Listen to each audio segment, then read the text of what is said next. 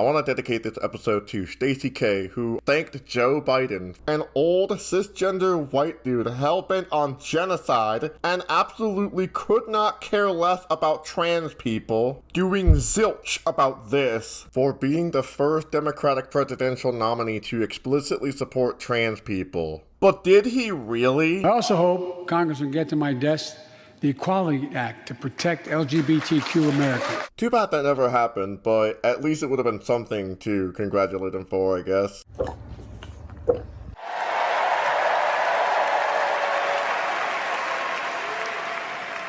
And America, we must also be steadfast in advancing our security and values abroad.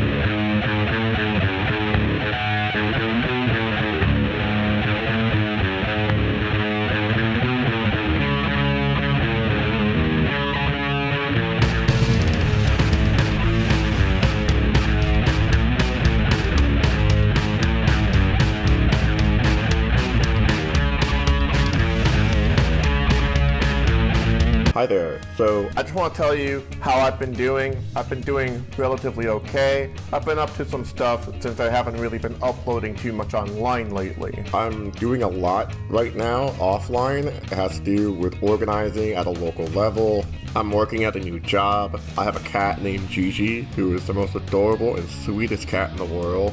I've also been playing a lot of new games lately. I got the new Sonic X Shadow Generations game like I promised I would. Finally getting through San Andreas, and I'm also playing Wolfenstein The Old Blood, which is a really fun game. So a lot of my free time has been spent offline and not making YouTube videos, partially because I'm burned out, and more importantly, after that 100th video, I just decided there are some things that are much more important than making YouTube videos. But today I'm going to be making that exception. Why I'm not voting for Kamala Harris in the 2024 US presidential election. First of all, I want to make an apology for a previous video that I made, where the goal of the video was to hopefully instill some kind of hope within my audience base, especially in light of things getting doom and gloom. But I also said within the same video that I would encourage people to go vote for Joe Biden. There is very little time, but there is still time to stop Trump from winning this election. And what that means is, yes, despite me talking mad shit about Joe Biden for the last 4 years, yes, I'm gonna urge you to vote for Joe Biden. Shut up, cracker. I only did this because, well, the other option is literally Donald Trump. And you know what? I got rightfully criticized for making this point because I even said in previous videos that if the Democratic Party loses the 2024 presidential election, it will be their own fault. Go watch that video in particular if you want to hear my thoughts on why at the time, while Joe Biden was running in the US election, that if he lost, it'll be his own damn fault. And I just gotta express the same exact sentiment for Kamala Harris and Tim Walz. So let's get some things out of the way. I am not right-wing, I am not a centrist, I am not a liberal, I am an anarcho-communist, and this distinction is important because liberals believe in reformism, anarcho-communists believe in abolition. Liberals believe that justice can be achieved within the context of white supremacy, patriarchy, and capitalism. Anarcho-communists don't even fucking bother. Instead, we want to abolish those very structures that reinforce the oppressive system in the first place. In the past, I have voted for Barack Obama, but ultimately, I have always been an anarchist at least since I was 18 years old, and I'm almost 33 right now. I did vote for Joe Biden in the 2020 election, but I would not be voting for him if he was still running, and I simply can't see myself voting for Harris now that she is running. This context is very important because I feel that if I don't make this distinction between me and how other people vote, that people are going to assume that I am voting for Donald Trump, that I have support for Donald Trump, that I somehow want to secretly see Donald Trump win and to spoil the vote for Kamala Harris. And my friends, I am in my 30s, that kind of manipulative rhetoric is not going to work on me. I am an adult, not a teenager who is just barely understanding political science for the first time.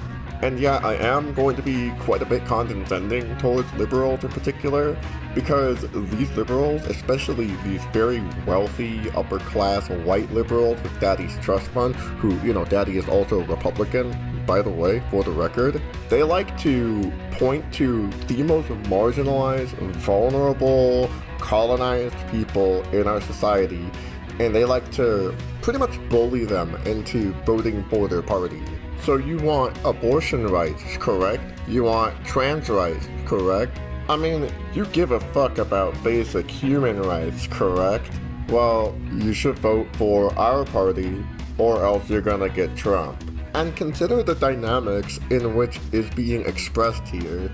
That Trump is the consequence if we don't vote for this very milquetoast and spineless party. We're talking about the party that continues to concede to the Republican Party's agenda whenever they want to push back onto something, like abortion rights, or US foreign policy, or Medicare for all. These are basic human rights that could be codified within our country's governmental laws at a federal level. Yet that's not something that we are experiencing right now. Just to clarify, I'm not criticizing Kamala Harris because of the progressive things she has done as Attorney General. In fact, actually, that's something that is worth highlighting. When she was the Attorney General in California, she fought against Proposition 8. Like, of course, that's not nothing. That's a big thing. Proposition 8 is a very restrictive law. And just like the anti-trans bills that we're seeing in the United States, it's really sad that Proposition 8 was as recent as like 10 years ago in terms of how prevalent it was in the legislative offices of California.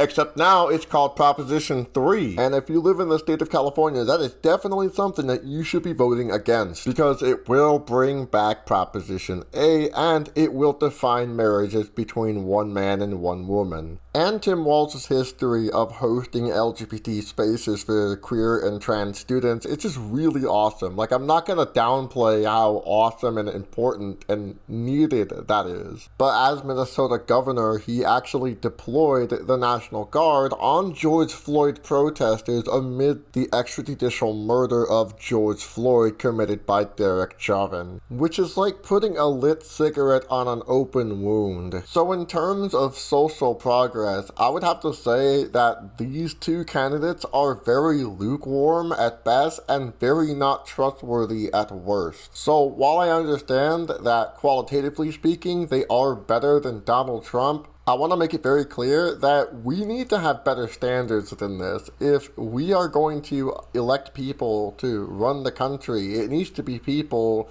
who are legitimate and qualified, not just more legitimate and qualified than Donald Trump. That is such a low bar. Anybody is better than Donald Trump. I'm better than Donald Trump. Vote for me. I'm not Trump. It's that easy. So how does Kamala Harris change the nature of the game here? Well, for one, Kamala Harris has the field advantage of her being younger and slightly more in touch with the general population than Joe Biden does. Because functionally speaking, Joe Biden is pretty much that of a blue Republican, especially if we're talking about how he handles foreign policy, even outdoing that of Ronald Reagan. Ugh.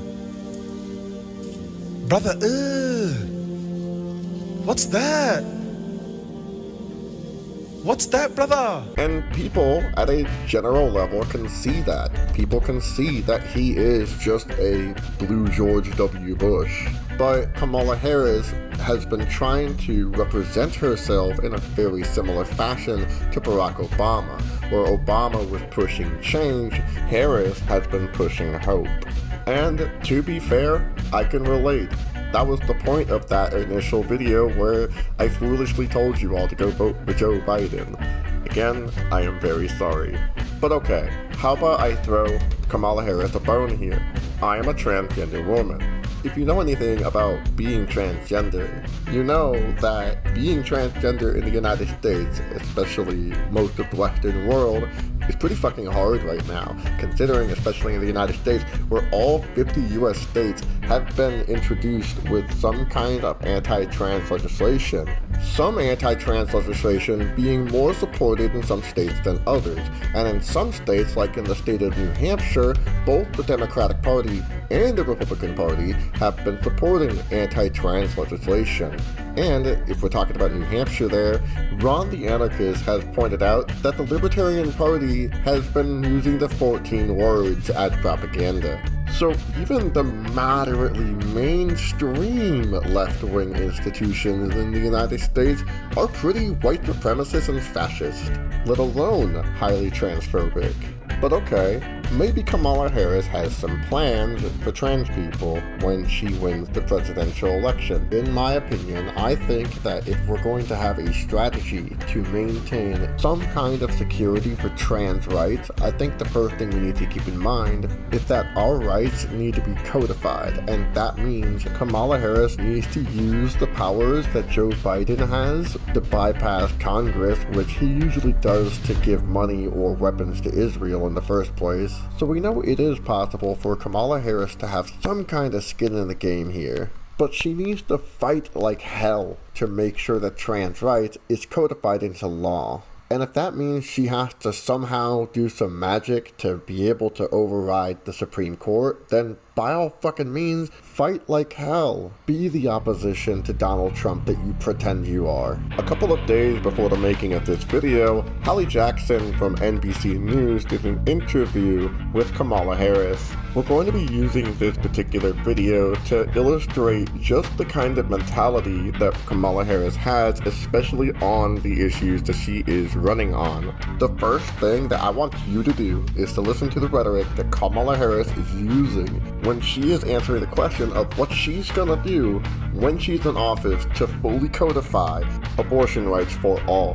Take a listen. Some of those voters that I spoke with at some of the events yesterday, for example, talked about they were there to support you, but also your agenda when it comes to reproductive rights and abortion access. And you have cast this as a matter of literal life and death, as an urgent priority here.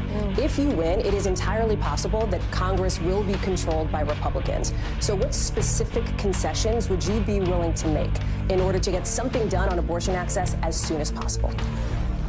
Well, first of all, look at what has happened since the Dobbs decision came down. A decision that is a direct result of the fact that Donald Trump hand-selected 3 members of the United States Supreme Court with the intention they would undo the protections of Roe. They did as he intended, and now in 20 states we have Trump abortion bans, which some make no exception for rape or incest, which criminalize healthcare providers in a state like Texas, prison for life for doctors and nurses if they provide reproductive care. Now, I'm going to play more of the clip. I'm not trying to clip her out of context maliciously or anything, but the question was, what is she going to do if she wins and the majority of Congress is Republican, particularly on the issue of abortion rights? And so far, all she has effectively done is posit the issue. It's not really a thesis statement, she's just pretty much relaying what we all already know. Hallie Jackson is probably very well aware of everything she just said, she's just wasting time. But anyway, I did cut her off. Let's finish what she has to say. Where we have seen this issue on the ballot, to your point about elections, from red states to blue states, when freedom is on the ballot, the American people vote for freedom, regardless of the party they are registered to vote with. We have seen that. And I know that there are members of the United States Congress who are well aware that their constituents are in favor of the very fundamental principle that a woman should be able to make decisions about her own body and not have her government tell her what to do. I am so sorry, but that is not an answer to the question that was being asked. Let's listen to the question one more time. If you win, it is entirely possible that Congress will be controlled by Republicans. So what specific concessions would you be willing to make in order to get something done on abortion access as soon as possible? And her answer is that the voters are just going to pressure the members of Congress. And of course, that is the correct answer. But the problem is that she is pretty much rendering herself as a presidential candidate obsolete by saying that it's going to be in the hands of the voters.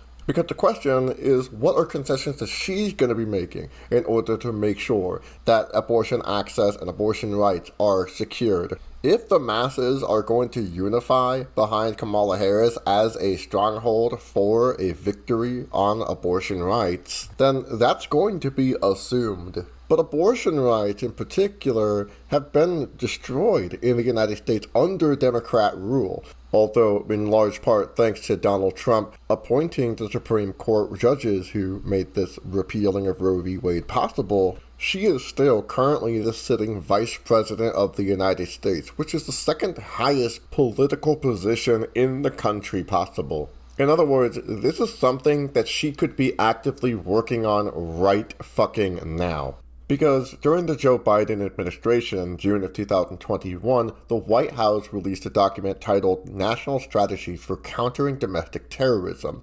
And in this documentation, they labeled abortion activists as domestic terrorists. You know, among other things. So considering that this is one of the most powerful people in our country right now, I don't think I can really take her seriously when she says all of these things about abortion rights. Not that I think that abortion rights are not important, they absolutely are, especially as she so eloquently put it, it's a matter of life and death. But it says a lot about how she doesn't really even have confidence in her own ability in the executive seat to be able to codify abortion rights, especially if we're going to be the one to be voting her in to do that job in the first place. There's no guarantee here. She is relying on us to pressure Congress. And she didn't say anything about her pressuring Congress, now did she? Is a question of pragmatism then. What concessions would be on the table? Religious exemptions, for example? Is that something that you would consider? I don't think we should be making concessions when we're talking about a fundamental freedom to make decisions about your own body. Okay, now she has, at the very least, laid down a principle, which I think we can all agree with, and that she recognizes people's very autonomy, and how that needs to be respected. But these are not actionable words. These are not, I'm going to do this, and you're gonna have abortion rights. Obviously, I don't want her to have the ability to predict the future or anything, but if she's going to have the executive seat, then she needs to have some kind of spine in the words that she is using here. And so far, she hasn't done that. A basic freedom has been taken from the women of America. The freedom to make decisions about their own body. And that cannot be negotiable, which is that we need to put back in the protections of Roe v. Wade. And that is it. But what if you can't do that? What if you can't get that passed and you want to save lives in Florida and in Texas and in Georgia? What do you do at that point? I'm not going to go down that rabbit hole with you right now. Abortion is a matter of life and death. You had said it yourself, yet here you are not even engaging with an actual step-by-step plan on how to make abortion rights codified into law. Because it's not a guarantee that Democrats will win control of Congress. Well, I'm doing everything I can to make sure that we do. This is the closest that we've got to an actionable statement that she's going to make Congress controlled by the Democratic Party. And this is not even a surefire way of accomplishing this goal. On this issue, I think that what is clear to me is whether someone is... I was just with one of the leaders, and I think opinion leaders in the Republican Party, Liz Cheney, who she is, as she has stated publicly and has expressed her private feelings. She said it on stage yesterday. She is pro-life. But she also understands the pain and the tragedy that has happened since Donald Trump allowed Roe v. Wade to be overturned. Liz fucking Cheney is going to save abortion rights in the United States. Yeah, the daughter of a fucking war criminal. Are you kidding me? Next you're going to tell me that Jorge Ubico is going to switch to green energy, Jair Bolsonaro supports the land back movement, and that pigs can fly. Well, better a pig than a fascist. So that's my point about what is non-negotiable. It has to be that we agree that it is so fundamental that we allow women the ability with their doctor, if they choose talking with their faith leader, to be able to make these decisions and not have the government tell her what to do. The issue here is that she is relying on this notion that the state leaders have a soul, which they don't. Otherwise, all these self-immolations because of Israel's occupation and genocide on Palestinians would compel these state leaders and congressmen to demand a ceasefire and an arms embargo against Israel. Maybe instead of censuring Congresswoman Rashida Tlaib for speaking out against his slaughter, even the so-called progressive Democrat Bernie Sanders is late to the game and calling for an arms embargo. 11 months late to be exact. If these congresspeople have citizens in their country like Aaron Bushnell literally lighting themselves on fire over this very pressing issue, that is in fact so dire that we are seeing an ethnic cleansing campaign and rounding up of Palestinian people in northern Gaza as we speak, along with a current invasion of the country of Lebanon and further possible wars that are going to be ensued by Israel with US bombs. If these sitting politicians are not even able to see the inherently violent contradiction of this particular issue, then what makes you think that they're going to sympathize with people who are forced to carry their term to birth, especially if it is life-threatening, let alone in cases of rape and incest in some of these states? You're literally working with an entire class of sociopaths who have way too much power and no control or accountability. And you're putting so much faith into these sociopaths who are throbbing at the fucking mouth about nuking Gaza and lining trans people up for a firing squad. By the way, what are her views on trans people? We're going to talk about that. On the question of your beliefs, what you believe in, let me ask you this question very broadly speaking here. Sure. Do you believe that transgender Americans should have access to gender-affirming care in this country? I believe we should follow the law. I believe you should follow the law is her response to whether or not trans people should have gender-affirming care. Let me remind you that the anti-trans panic that is going on with the legislation is at a fucking national level here. Especially with her citing Texas and Florida with her earlier example of talking about abortion restrictions. When it comes to gender-affirming care and restrictions on that as well, Florida and Texas are just as notorious as they are when it comes to abortion rights. And although her answers on what is she gonna do to codify abortion rights for all is very flimsy and just very not confident, her answers on trans rights is very straight to the point.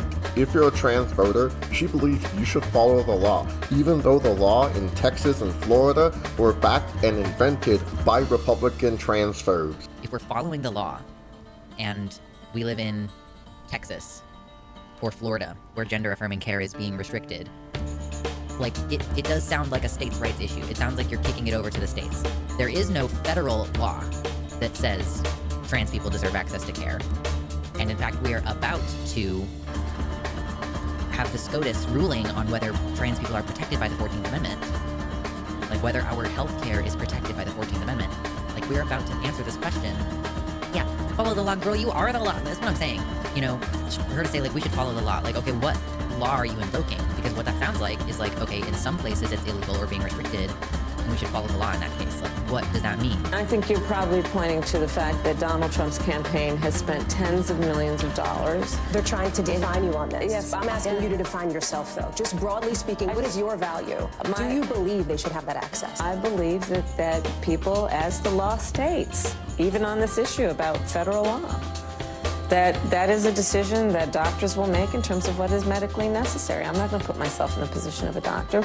But let's also understand that Donald Trump is running tens of millions of dollars in ads to talk about two cases, to distract from the fact that his policy and plan is also to take away the Affordable Care Act, which provides health care for tens of millions of people in our country. That his plan is to undo the $35 a month cap on insulin, that it impacts millions of seniors in our country. That his plan is to do away with the $2,000 cap on prescription medication, the annual cap. That his plan is to get rid of the Department of Education, which would mean getting rid of Head Start. That his plan is to give tax cuts to billionaires and big corporations and on the backs of middle-class working people. So let's not get distracted by the issues that, to your point from the introductory point you raised, people want to know that their president has a plan to make their life better. And And that includes bringing down the cost of living. It includes dealing with prescription medication costs. It includes addressing the housing crisis and affordable housing crisis in our country. It includes supporting our small businesses, investing in American industries, and strengthening our economy. The question was about trans people's access to gender-affirming care. If she had said at the beginning what she followed up with, like, I'm not going to put myself in the position of a doctor. This should be a decision that Americans make with their doctors. If she had led with that, we would be having a completely different conversation. This would not be a conversation about how Kamala is throwing us under the bus because she doesn't want her campaign. Like, I on one hand, I kind of get it, that the Republicans are defining this election partially based on how we think about trans people and, like, whether we deserve access to care. So, I can kind of see the reluctance to let this election be defined by that one issue. And I think that there was a different way to go about this, though. You could point out, I mean, she tried to point out, like, oh, Donald Trump is wasting all this time talking about it. It shows that she or her campaign believes that talking about the trans issue is a waste of time, or that it's unpopular. So she's like, oh, well, yeah, Trump, you know, he's talking about this frivolous thing that doesn't matter. Like, it does matter to a lot of Americans. There's a reason why it's a losing issue for them, and it's not that people don't want to talk about it, it's that people don't like hatred or increased restrictions. She could have said, look, my campaign supports the right to choose. And usually this is in the context of abortion, but we also think that trans Americans have the right to choose with their doctors. You know, there is a very big difference between leading with that versus I think we should follow the law. Because that does, it sounds like states' rights.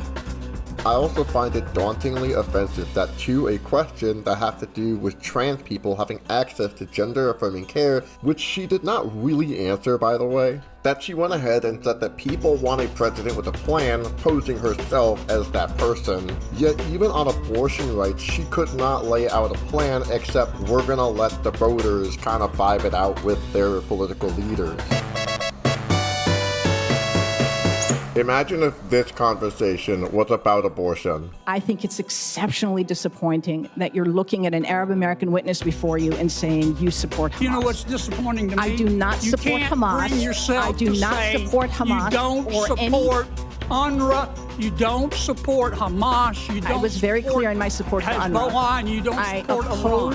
You should hide your head in a bag. Here, I'll even reenact it for you in the abortion context, just so you know how dire the situation here is. It says here that you support abortion at the very last minute and let you eat babies in your spare time. Yeah, so this is a very common stereotype that is obviously You have a portrait of Albert Fish in your living room because he eats babies and children.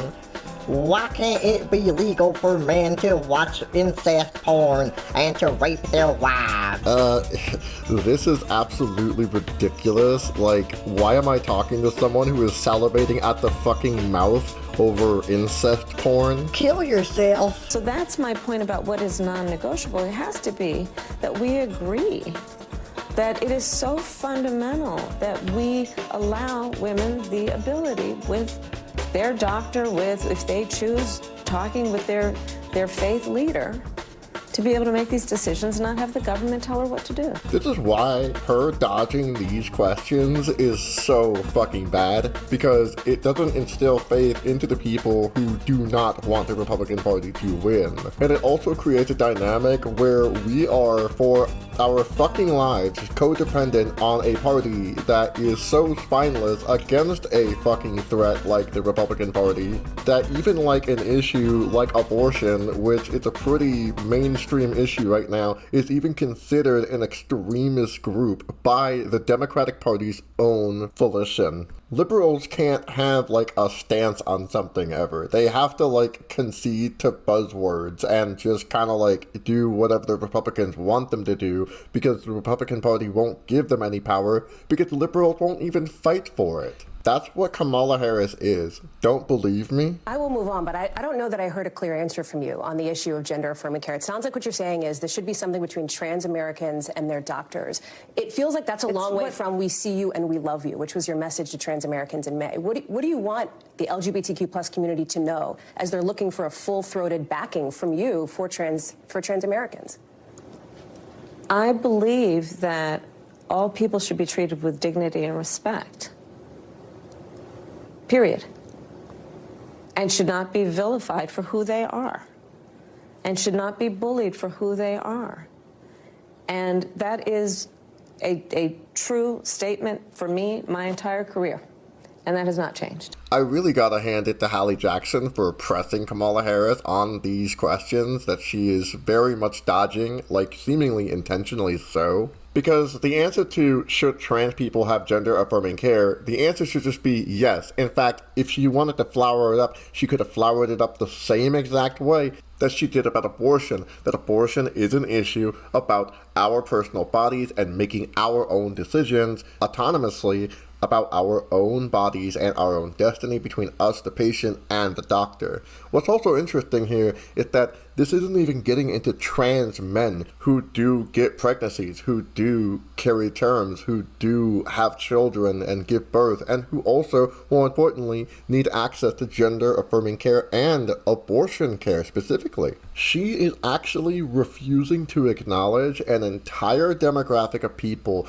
who need both abortion care and gender-affirming care. I'm a transgender man. Okay. I've experienced SA. Okay. And abortion rights affect me directly. So if we're talking about the American dream that you live, why don't I have access to that? Because there's no legislation, in the history of America, that legislates a man's body, so why does mine have to be legislated?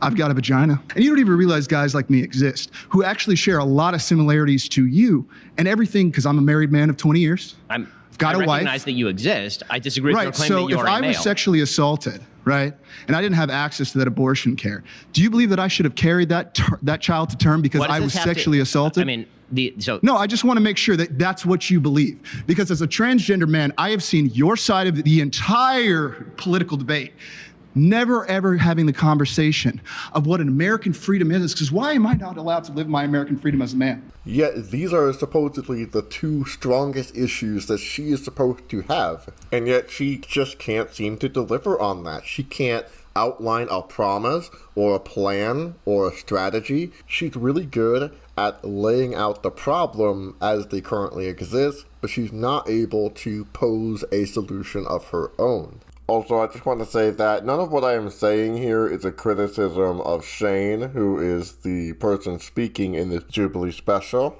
Assuming that he is voting for Kamala Harris because of this special, the fact that he is here to bless us with his grades like a complete Chad is more of a reason enough to say that trans lives matter, and Kamala Harris needs to take that very seriously, especially in her campaign and throughout her term if she were to hypothetically win this election. And I'm sorry, but I don't think she will. She does have history advocating for trans people during her statehood terms, but where has she actually done any kind of activism at a federal level for trans people? What has she done to address the anti-trans legislation happening in all 50 states? These are things that matter to trans people, and I'm sorry, but she needs to meaningfully address that. Part of the case that you're making to undecided voters and to these late deciding voters is not just the case for you, for what you would do. It's the case against former President Trump. And on that, we are sitting here 2 weeks away from election night. Last election, the former president came out on election night and declared victory before all the votes were counted. What is your plan if he does that again in 2 weeks? Well, let me say this. We've got 2 weeks to go. And I'm very much grounded in the present in terms of the task at hand. And we will deal with election night and the days after as they come. And we have the resources and the expertise and the focus on that as well. So you have teams ready to go? Is that what you're saying? Are you thinking about that as a possibility? Of course. This is a person, Donald Trump, who tried to undo a free and fair election, who still denies the will of the people, who incited a violent mob to attack the United States Capitol, and 140 law enforcement officers were attacked. Some were killed. Yeah, I also find it quite ironic that the Blue Lives Matter crowd were the ones killing cops during January 6th. But all this is doing is just telling your audience that there is a problem and that you have no solutions, or that at least you have systems in place. You know what's interesting about things being so high in stakes for this election is that if she loses this election, Donald Trump has the Heritage Foundation, Project 2025, and most importantly, Eagle AI, which is made by Ziklag, which is an AI machine that claims to prevent fraud in elections, but is actually just an election interference machine. So yeah, this is what it's called, a plan. A plan to overthrow the modicum, the absolute babiest of shreds left of our democracy that we had left. But what plans does Kamala Harris have to combat Christian fascism and the Seven Mountains Mandate ideology which guides that movement? I did a 3.5-hour episode on my podcast about this topic specifically. You should go check that out in the description below. So for somebody who is so rightfully, concerned about the election results and how the election is going to be carried out, especially with this mass array of disinformation, you would think that she would tell her voters how exactly she's going to prevent this kind of disinformation about this upcoming election from spreading around. And I know this is absolutely serious. I'm not trying to downplay, the severity of this. I'm trying to really highlight just how serious it is and just how unserious she is taking this. This is a serious matter. Would you consider, if you win and he's convicted, a pardon for former President Trump? I'm not going to get into those hypotheticals. This is a serious matter. But do you believe, is there any part of you that subscribes to the argument that has been made in the past that a pardon could help bring America together, could help unify the country and move on? Let me tell you what's going to help us move on. I get elected president of the United States. This is a serious matter. We're going to move on to the topic of Border Patrol because liberals are seemingly very desensitized by migrants receiving state violence. Back in 2019, you stopped short of calling to abolish ICE, as some Democrats were doing at the time, but you also said... I've never called for abolishing You stopped short of that. Yeah. That's right. Yeah. That's right. You said we should critically re-examine it, and you considered starting from scratch. Would you consider, if you're president, starting from scratch with ICE? Now, to be honest, this is not Hallie Jackson's best question. What does she mean by starting from scratch? I don't know. It could be abolition, but it just seems that that is not the stance that Kamala Harris is holding. Maybe she means reform, which is pretty consistent because we're talking about a liberal politician. Given Harris's history as a prosecutor, I was going to start prosecuting parents for truancy. Well, this was a little controversial in San Francisco. And frankly, my staff went bananas. They were very concerned because we didn't know at the time whether I was going to have an opponent in my re-election race. But I said, look, I'm done. This is a serious issue, and I've got a little political capital, and I'm going to spend some of it. And this is what we did. We recognized that in that initiative, as a prosecutor and law enforcement, I have a huge stick. The school district has got a carrot. Let's work in tandem around our collective objective and goal, which is to get those kids in school. So, to that end, on my letterhead, now let me tell you something about my letterhead. When you're the DA of a major city in this country, usually the job comes with a badge. Let's see what she has to say. Let me tell you what the Customs and Border Patrol agents need, what the immigration system needs. It needs to be fixed. And it needs to be fixed in a number of ways that include bringing forth a bill that conservative members of Congress, along with others, pulled together, that we supported actively, that would put 1,500 more border agents at the border to give those folks who are working around the clock and need support the assistance they need to get their job done.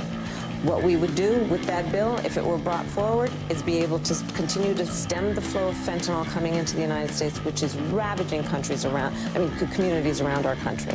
It would give us more resources to do what we need to do to prosecute transnational criminal organizations, something I have done. But what happened to that bill? Donald Trump got word of it and told his friends in Congress, kill the bill, don't bring it forward. Because Donald Trump would prefer to run on a problem instead of fixing a problem.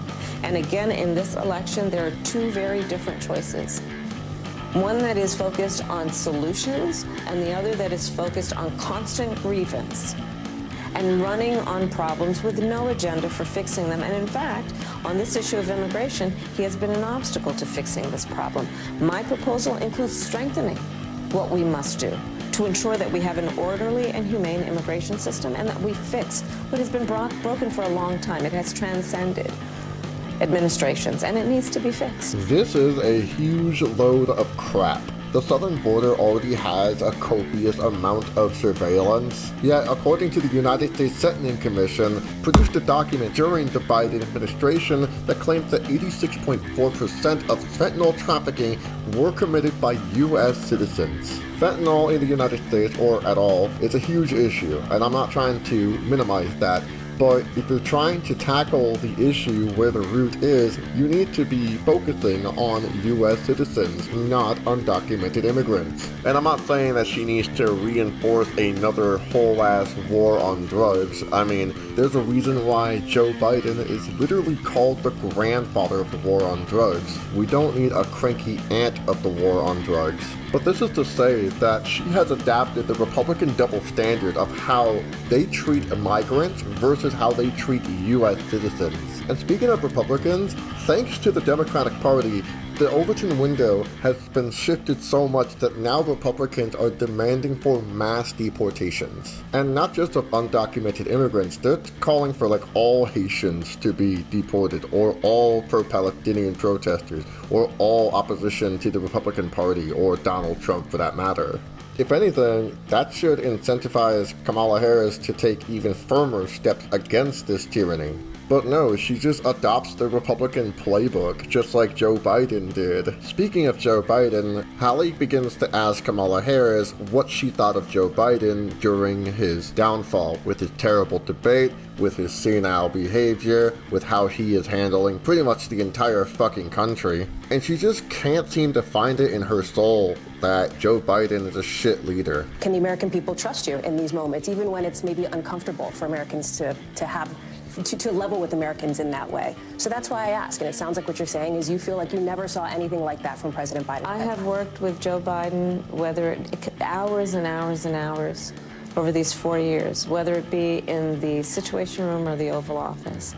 Joe Biden is the one who was able to bring NATO together during a crisis where for the first time in 70 years, Europe saw and has seen war. Oh, and yeah, that war with Ukraine and Russia, that's still going on, by the way. That's still very much happening right now. Being that the United States is supposedly a global fucking hegemon, calling that an accomplishment would result in an actual ceasefire. But there is no ceasefire. That war is still very much going on today. One thing I'm going to say is that Israel's invasion of Gaza and the West Bank and the general Palestinian region, as well as bombing Lebanon and Israel threatening to go to war with Iran, none of that is mentioned here. And I don't know if that's intentional with Hallie Jackson in particular, but it's not like Kamala Harris hasn't said or done anything when it comes to that particular issue too. But I also don't want to get your hopes up with that one either because, well, just see for yourself. If you want Donald Trump to win, then say that, otherwise I'm speaking. There is the line, the classic, if you don't vote for me, you clearly want Trump to win. Even the International Court of Justice has claimed that Israel is probably committing genocide right now. And let's be real here, it is genocide. I think that if you're going to pose as the opposition towards the rise of Christian fascism, not just within the United States but also the world, that you actually have to put up some form of resistance towards that. And Kamala Harris is just simply not doing that. Instead, she is just proving me right and everybody else right by conceding to the Republican agenda. And look into her eyes. Look at how she is speaking and how she is talking and how she is even seeing people whose families are lost, killed, murdered, bombed, maimed, raped, abducted, imprisoned. She can't even reassure them victory. And for that comment about Donald Trump, Benjamin Netanyahu has openly stated that he wants Donald Trump to win. This is in spite of the Democratic Party continuously and unconditionally sending arms even after Joe Biden has put a red line several times. Even as recently as the last previous month, he's still sending money even though he said they have 30 days to stop cutting humanitarian aid going into Gaza, which Anthony Blinken knew about and lied about it to Congress. How is this an actual opposition to Donald Trump? Because it plainly isn't.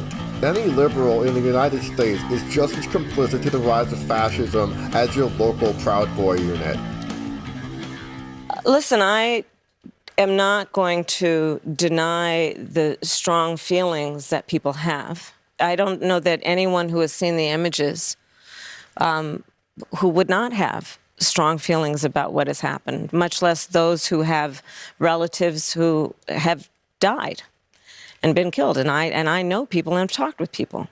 So I appreciate that. But I also do know that for many people who care about this issue, they also care about bringing down the price of groceries. Yeah, we very likely killed your entire family in the Gaza Strip and the West Bank. But have you considered the price of milk? Thank you so much, Kamala Harris, for being the first presidential nominee to not want to fucking lynch trans people in your local town square. Really setting the bar for absolutely less than the bare minimum. The bar is in hell, for crying out loud. And the least you can do is an arms embargo. I can't believe that we're in a dynamic to where we have to hope to fucking God that our political leaders have a modicum of human empathy, which is something that every basic human being has. But it seems like it is absolutely absent from every political leader we have today.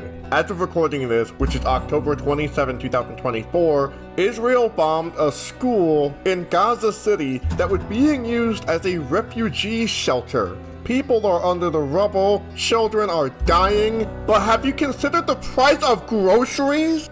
I don't know that anyone who has seen the images who would not have strong feelings about what has happened, much less those who have relatives who have died.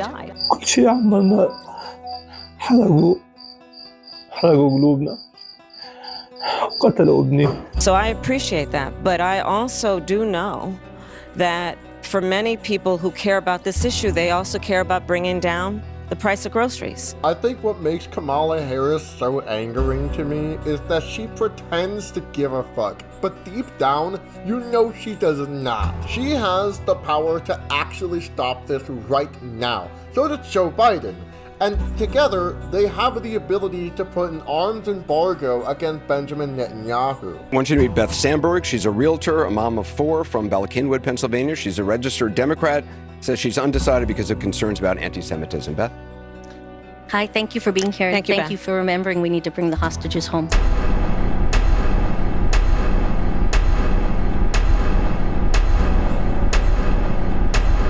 The rise of anti-Semitism and violence from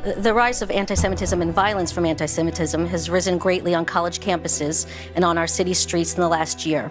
How would you combat this growing trend and protect our young adults? Thank you, Beth.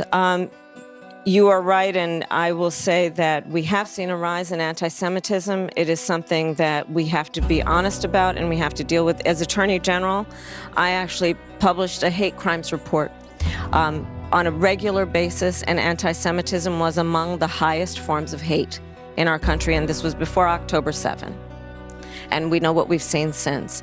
Part of what we've got to do is talk with people so that they understand what are the tropes, what are the roots of what we are seeing, so that we can actually have people be more understanding. We need to have laws in place. This is a wickedly draconian statement coming from Kamala Harris. In his 2004 book, The Psychology of Stereotyping, David J. Schneider had this to say: 3 large clusters of traits are parts of the Jewish stereotype.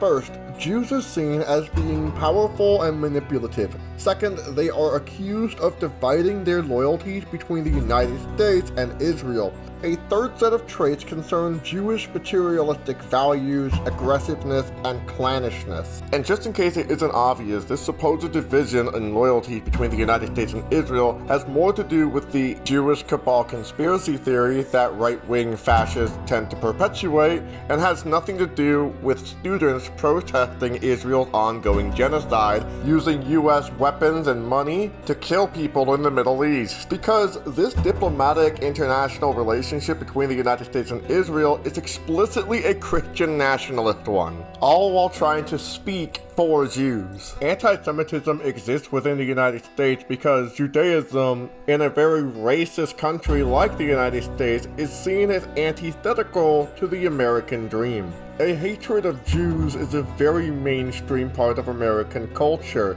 but it's not people who want a ceasefire that are anti-Semitic. People who want Palestinian children to stop dying are not anti-Semitic. I know the Anti-Defamation League has kind of shown their ass to the entire world as of recently, but in a study that they conducted in January 2024 with over 4,143 respondents, people who believe that we should maintain a social hierarchy through violence and coercion are in the majority of people who believe in these anti-Semitic tropes. Such as Robert Bowers, a white supremacist who shot up the Tree of Life synagogue in Pittsburgh. 11 people died, and this includes Holocaust survivors. Or what about Buffer Oatsfurrow Jr., a white supremacist who took an Uzi into the North Valley Jewish Community Center in Granada Hills, California, and killed one person and shot 5 people. I'm tired of the damn thoughts and prayers. Ismael Ileto is not cold-hearted when thinking of the response to mass murders, El Paso, Dayton. I'm tired of hearing, sympathies and condolences. Do something. His brother Joe was shot to death exactly 20 years ago by a white supremacist. He was killed because of the color of his skin. Joe Ileto was killed while delivering mail here on Valley Circle in Chatsworth. The gun that killed Joseph Ileto was purchased at a gun show by a man who would have not been allowed to purchase guns, having been convicted of armed assault. Ileto wasn't the primary target in what today is known as domestic terrorism. Buford Furrow Jr. drove to Los Angeles with one thing in mind: to kill America's Jews. Police found in his car numerous pieces of literature that were tied to the Christian identity movement, even some that the ADL itself has deemed violent. Or what about Christopher Pohlhaus, an active neo-Nazi who literally believes that Adolf Hitler is God? I might not be the smartest bitch in Claire's, but last time I checked, it's not the people who are demanding a ceasefire that are anti-Semitic. It's people who support Donald Trump. If you ask what we are actively fighting for under our charter, first, a social just white Gentile ruled United States. Second, Gentile controlled labor union free from Jewish Moscow directed domination.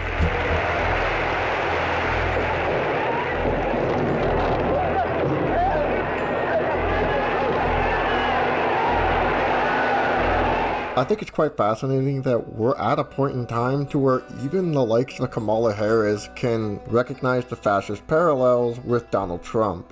The footage that you're looking at here is a Nazi rally that was conducted in 1939, not in Germany, but in the United States in Madison Square Garden.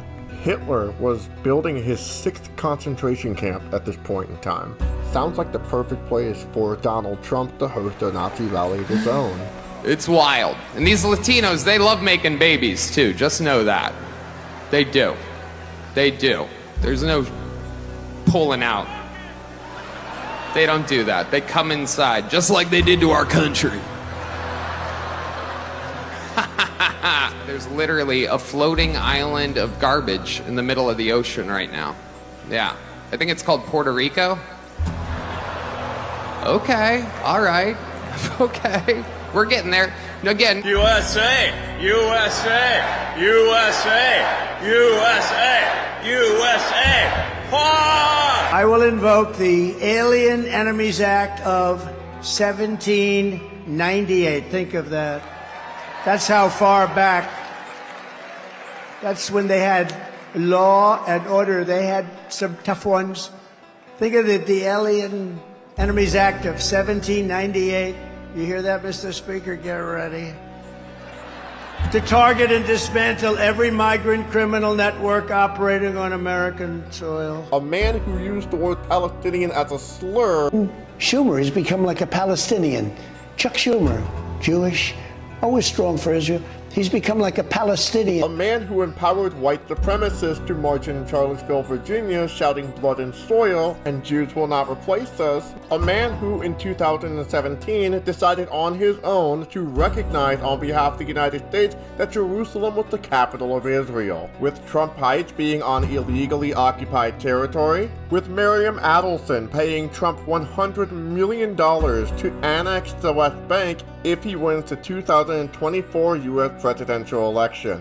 Yeah, anti-Semitism has a pretty right-wing flavor to it, if you ask me. And if Kamala Harris really wanted to address the fascist uprising in the United States, she would take this much more seriously instead of employing militarized riot police to storm these universities and make mass arrests, and maybe enact actual policies that meaningfully address white supremacy. I'm not saying that leftists or liberals are incapable of being anti-Semitic. That's not what I'm saying. What I am saying is that Kamala Harris, whether she deliberately or unintentionally, is so out of tune with actual anti-fascist tactics and education, yet she seems to be very vocally worried about the rise of fascism if she were to lose this election. Do you think Donald Trump is a fascist? Yes, I do.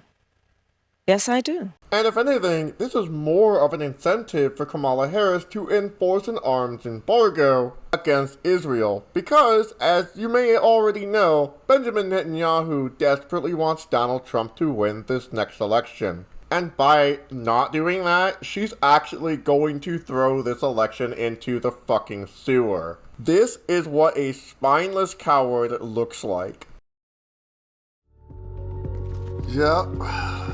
Kamala Harris cares more about Fortnite than she does about trans rights. I only got it because Anarcho Knight over here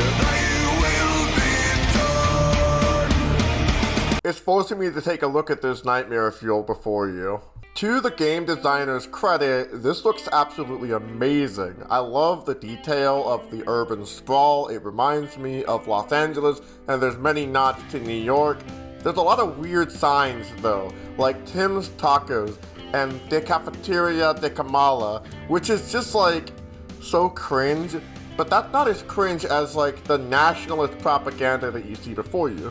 This is just blatant Western propaganda. And no, I am not gonna just settle for it's just a game. No, this is a political campaign that is targeting a younger audience. And while I can appreciate the vibrancy of the layout, I just can't get away from the fact that it is just one of those things where you wish that they had put this much energy into passing policies that protect abortion, trans rights, and maybe a goddamn ceasefire deal and an arms embargo against Israel. These are the things that people are going to be voting for specifically. And if that's not even a thing that you're willing to put actual energy towards, then what can people truly hope for? This Fortnite level doesn't do anything for any of those things that we have talked about.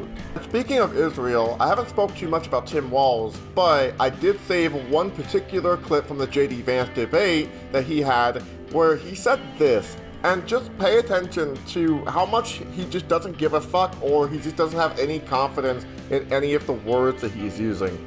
Take a watch. If you were the final voice in the Situation Room, would you support or oppose a preemptive strike by Israel on Iran? You have 2 minutes. Well, thank you, and thank you for those joining home tonight. Let's keep in mind where this started. October 7th, Hamas terrorists massacred over 1,400 Israelis and took prisoners. Israel's ability to be able to defend itself is absolutely fundamental. Getting its hostages back, fundamental, and ending the humanitarian crisis in Gaza. But The expansion of Israel and its proxies is an absolute fundamental necessity for the United States to have the steady leadership there. You saw it experienced today, where along with our Israeli partners and our coalition, able to stop the incoming attack. But what's fundamental here is that steady leadership is going to matter. And instead of outlining a plan for an arms embargo, he then goes ahead and deflects by talking about Donald Trump's campaign. But what's fundamental here is that steady leadership is going to matter. It's clear, and the world saw it on that debate stage. Did you know that Tim Walz is making these points to appeal to Benjamin Netanyahu's vote? Not yours, Dork. Just that. It's those that were closest to Donald Trump that understand how dangerous he is when the world is this dangerous. I hope you're noticing a pattern that Kamala Harris and Tim Walz, strategically speaking, use deflections, American exceptionalism, and Donald Trump as selling points for their campaign.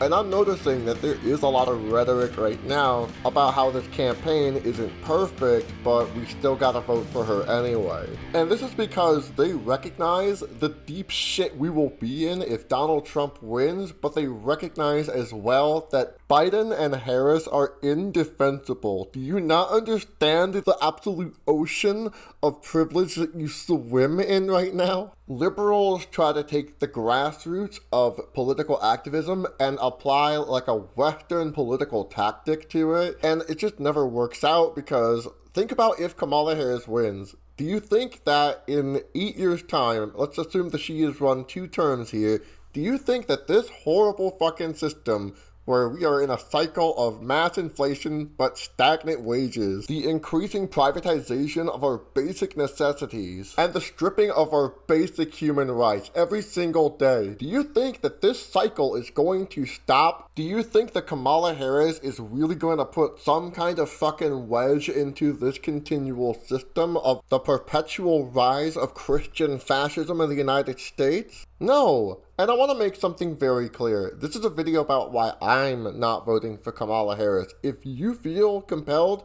after watching this to go vote for Kamala Harris, I'm not going to blame you or anything, but it is absolutely frustrating to see certain people only activated every 4 years to go out and vote, which is like worse than just saying that nobody's getting out of their houses to vote. That's like, you know, pretty much nobody getting out of their houses to engage in working class solidarity and mutual aid dual structures. Communities need these things, and they are the ones that are the first in line to be able to help those of the most vulnerable people in our society. Whether it be our prison system, which is the largest in the whole fucking world, people who are evicted on the receiving end of state violence after being rendered homeless for gentrification, migrants who are fleeing conditions from their own homeland that were either made in part or in full by the United States' imperialist system, victims of climate change. I mean, oh my god, y'all, this is so insane. These people need help, and more importantly, these people need a voice. And with the construction of cop cities across the country, strengthening the surveillance state, you need to get directly organized, like year-round. And sure, you can take breaks and you can do like self-care and whatnot, but that needs to be a perpetual and consistent thing that you do in your praxis. The Black Panther Party views the civil rights movement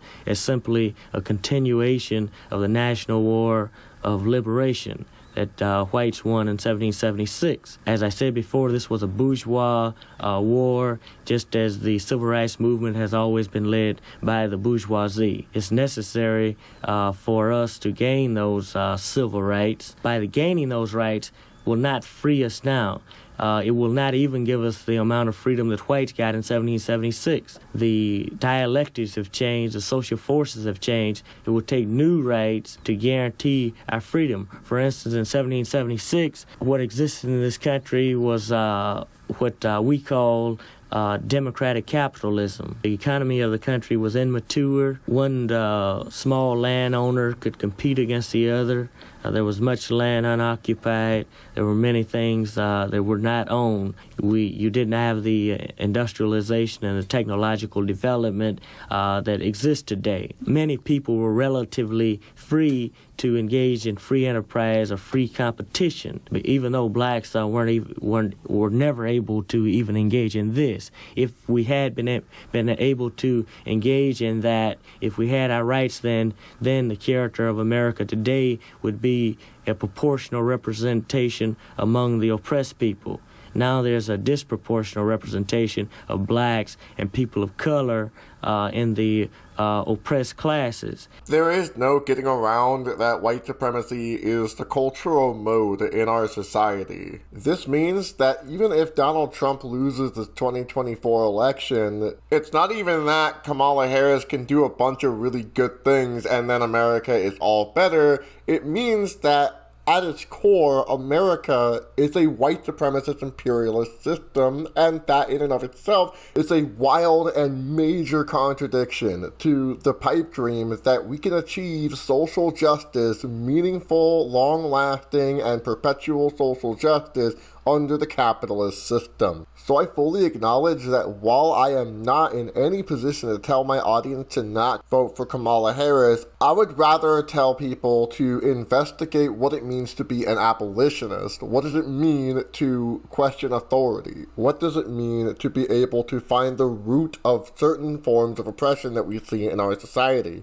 I encourage people to investigate what intersectionality means, as we talked about earlier, how trans rights and abortion rights are sometimes even similar and if not the same issue because they affect the same people. Because let's be honest here, no matter who is elected into office, no leader is prepared to handle these issues that we are seeing today because they are so integral and ingrained into the very root of our system. And that any leader that is elected or overthrows the government for that matter will find themselves in a position where it is against their own best interest to meaningfully confront the roots of these issues being integral into the system. So yeah, I'm not voting for Kamala Harris because she has not made any promises that I believe that she will keep.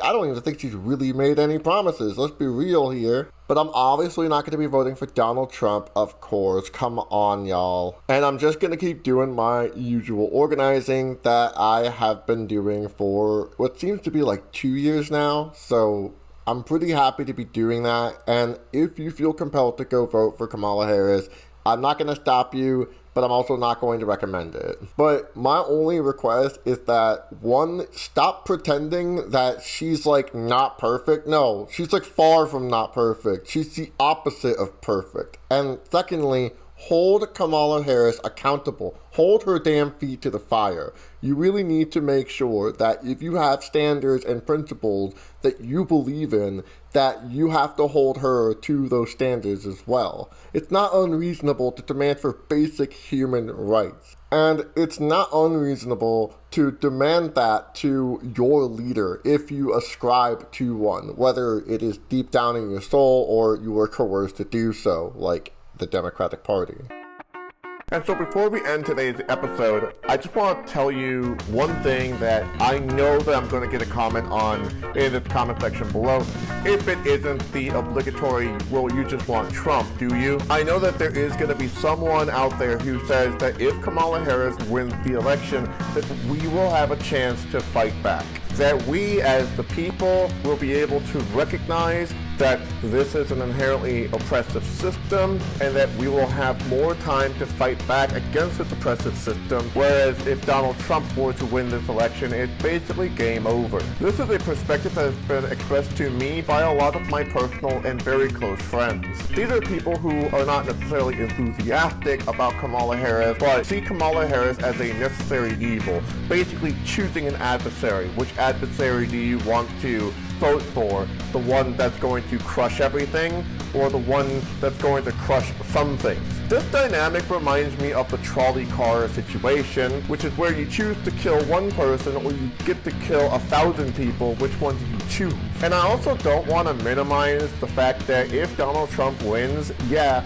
more people are going to die instead of if Kamala Harris wins, so fewer people die. But I want to introduce to you some concepts in which maybe you haven't really considered. Why are we voting voting for less people dying here. The answer to this situation in our consciousness should be that nobody should fucking die. To the people who are saying that if Kamala Harris wins, that it'll be easier to protest, take a look at Columbia University and UCLA, for example. Both of these places have militarized police storming into peaceful protesters who are also further agitated by Zionist agitators. This is an administration that doesn't even give a flying fuck about your First Amendment right. With the exception of Project 2025, if Kamala Harris really was like this better version of the two, well then, I think the response to what we're experiencing right now, especially if you're making the case that we need Kamala Harris to win in order to further protest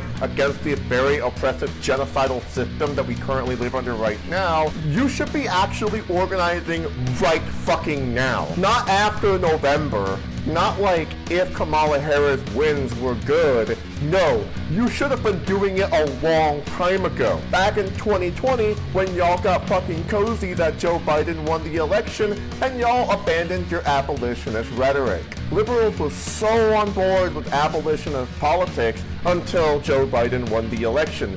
Then liberals went to brunch. Meanwhile, leftists and actual community organizers actually started protesting this occupation and genocide of Palestine within Gaza and the West Bank, and now currently, as we're speaking, Lebanon, since October 7th and even before October 7th, and more importantly, they're still doing it today. Meanwhile, where the fuck are you? And this is what I'm trying to say here, because I'm trying to put the tack under your butt. If Kamala Harris really is the answer, at least your answer, to a growing problem that currently exists right now, then, oh my god, my friend, you need to get your fucking ass going. Because let me ask you something. What if Donald Trump wins the election this coming November? What are you gonna do? Give up? No. You need to fight like hell. If Trump wins, I swear to God, like, I'm not taking the blame, okay? I'm not voting for this bitch. She won't even utter the words trans people in like her DNC speech or even when actually confronted with the issue. Why should I care about this person when this person not only doesn't represent anybody except for like in her own best interest, but also, and I mean this very sincerely here, won't even be a formidable opponent to the literal most fascist dictator that is probably going to be in American history. I swear to God, liberals are so condescending when you criticize the Democratic Party. Oops. Maybe liberals should stop telling people that it's wrong to punch Nazis. Maybe think about that for a change. I don't see liberals actually saving the fucking day against the rise of fascism. I see liberals trying to concede to the Republican Party more and more and more. So I will not buy this whole it was your fault that Donald Trump won the election if Donald Trump wins. I will blame liberals.